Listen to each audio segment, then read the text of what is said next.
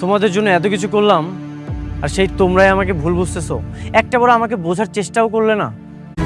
কি করুণা করলেন? আপনার করুণা না আমাকে দরকার নাই।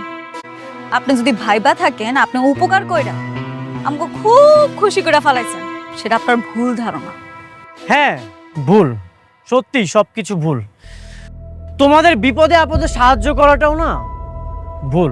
তোমার বাবা অসুস্থ ছিল, তার অপারেশনের জন্য এতগুলো টাকা দরকার ছিল, কই কেউ তো 1 টাকা দিয়েও হেল্প করেনি, 5 টাকাও পর্যন্ত দেয়নি।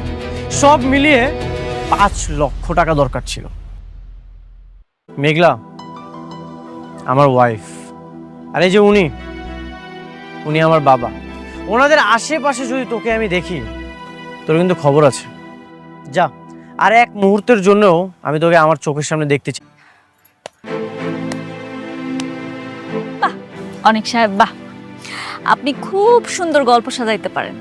এত সুন্দর করে নাটক সাজান, যখন যে গল্পটা যেখানে প্রয়োজন আপনি সেখানেই বলেন। আমি খুশি হইলাম, কিন্তু আপনার এই মিথ্যা গল্প আমি আর বিশ্বাস করতে পারলাম। কোনো কিছুই মিথ্যা ছিল না। অবশ্যই মিথ্যা। তোমার জীবনটা একটা মিথ্যা। তোমার মতো নিকৃষ্ট জঘন্য মানুষের কাছে এর থেকে আর কি আশা করতে পারি? স্বার্থপর কোথাকার। তুমি চলে যাও এখান থেকে, আমগার দয়া দেখাইতে আসবা না কোনোদিন।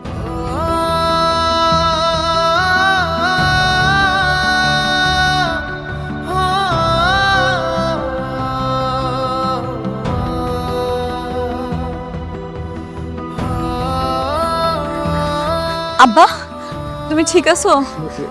ব্যথা পাও নাই তো পায়ে? না না না, ঠিক আছে মা, আমি ঠিক আছি।